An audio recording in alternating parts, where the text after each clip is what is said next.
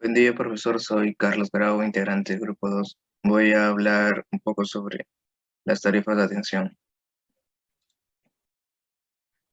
Según informó el organismo supervisor de la inversión de energía y mina, o SINERMIN, en los últimos meses los precios de la electricidad han incrementado en 3,45% para los consumidores residenciales y de 3,92% para los usuarios industriales y comerciales. Según información de Enercori, consultores de energía, la tarifa doméstica para quienes consuman menos de 30 kilovatios hora al mes era de unos 12,39 soles y ahora subirá a 12,82 soles, unos 0,43 soles de incremento. En el caso de quienes consuman entre 31 y 100 kilovatios, el costo era de 54,5 soles y ahora aumentará a unos 56,4, es decir, unos 1,88 soles más. En el caso del consumo de por encima de los 100 kilovatios hora, para los que tienen un consumo de más de 100 kilovatios, también habrá variaciones en su recibo de luz. Con 150 kilovatios hora al mes, antes se pagaba 103,4 soles, pero el incremento será ahora 106,9 soles. En cuanto a los usuarios residenciales, desde que inició las tarifas en en la pandemia eléctrica han subido entre 11,4% y 11,9%. En tanto, para las industrias, los precios de la energía eléctrica se han elevado de entre 13,2% a 14%.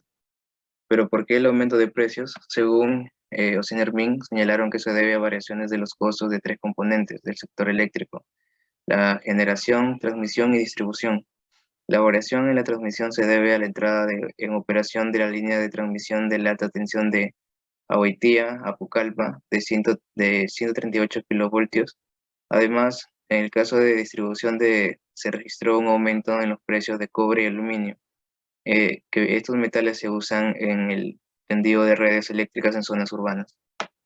Saludos. Para un factor de potencia de 0,98 deseado, tenemos que la energía activa es la energía fuera de hora punta más la energía en hora punta.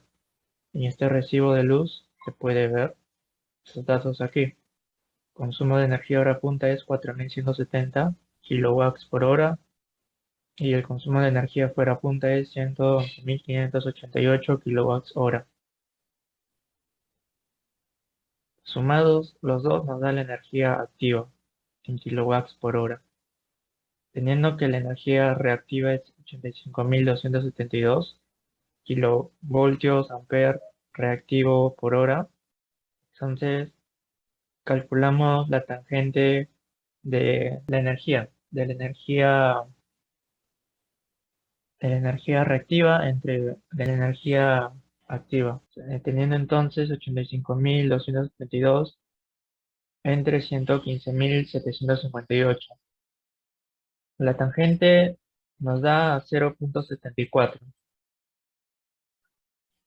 Entonces, nos piden calcular el valor de reactivo necesario, teniendo en cuenta que la fórmula para hallar la potencia reactiva del condensador es la potencia activa multiplicado a la diferencia de la tangente del ángulo del factor de potencia inicial menos la tangente del ángulo del factor de potencia deseado. Teniendo en cuenta que la potencia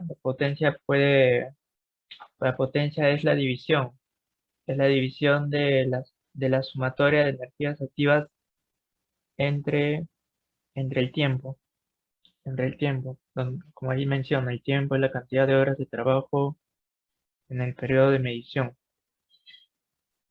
Entonces la energía activa para este caso es 115.758 kilowatts hora. Se va a dividir entre 26 días de trabajo al mes, sin contar los domingos, por 24 horas y se va a multiplicar a la tangente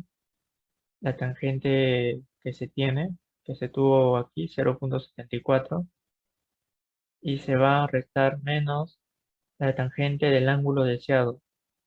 Para un factor de potencia de 0,98, si saca el arcoseno de este ángulo y luego se le halla la tangente de ese ángulo, nos va a dar 0,20. Y y esta, y este ejercicio da por valor 102.000 kilovoltios ampere reactivo por respuesta. Ese sería el valor reactivo necesario para este condensador. Gracias. 3. Potencia en un circuito de corriente alterna. Tenemos tres tipos: potencia activa, potencia reactiva y potencia aparente. La potencia activa es la que se aprovecha como potencia útil y también es llamada potencia media real o verdadera, y es debida a los dispositivos resistivos y su unidad de medida es el vatio. En potencia reactiva es la potencia que necesitan las bobinas y los condensadores para generar campos magnéticos o eléctricos, pero que no se transforman en trabajo efectivo, sino que fluctúa por la red entre el generador y los receptores. Su unidad de medida es el voltamperio reactivo. En potencia aparente es la potencia total consumida por la carga y es el producto de los valores eficaces de tensión e intensidad. Se obtiene como la suma vectorial de las potencias activa y reactiva y representa la ocupación total de las instalaciones debido a la conexión del receptor. Su unidad de medida es el voltamperio. Su representación es la siguiente. Para la potencia activa tenemos que la potencia activa es igual a la tensión por corriente por el seno de phi, donde la potencia activa es igual a la resistencia por la intensidad de corriente al cuadrado. Esto es igual a la tensión al cuadrado sobre la resistencia.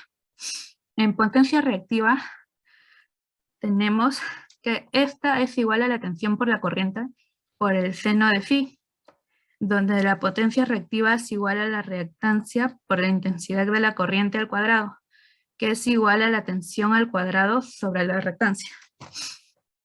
En potencia aparente tenemos que hace igual a la tensión por la corriente, donde la potencia activa es igual a la raíz cuadrada de la potencia activa al cuadrado, más la potencia reactiva al cuadrado.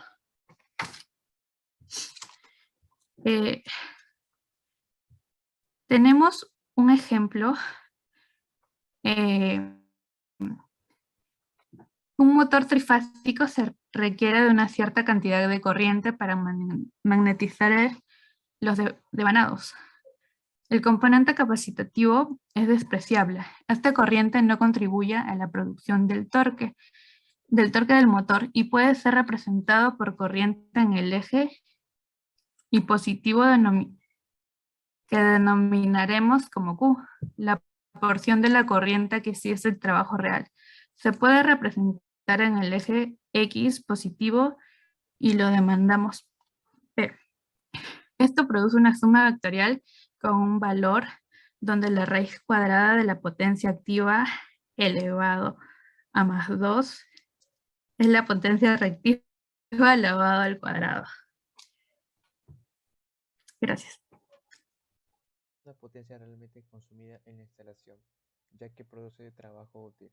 Tampoco se considera una pérdida, ya que la energía regresa al sistema, pero produce efectos que recargan la red eléctrica. Aparece en una instalación en la que existen bobinas o condensadores y es necesaria para crear campos magnéticos y eléctricos, como por ejemplo en las máquinas eléctricas se representa por Q y se mide en volt-amperios reactivos. Las compañías eléctricas miden la energía reactiva con el contador Q bar y si ésta supera ciertos límites aplica una penalización en la facturación. La potencia reactiva representa la capacidad de una instalación eléctrica para transformar la energía eléctrica en trabajo útil. el cual puede ser mecánico, movimiento fuerza, lumínico, térmico, químico, etc. Esta potencia es realmente la consumida en una instalación. Se representa por P y se mide en vatios o watts, con la sigla W. La compañía eléctrica mide la energía activa con el contador de kWh para su facturación.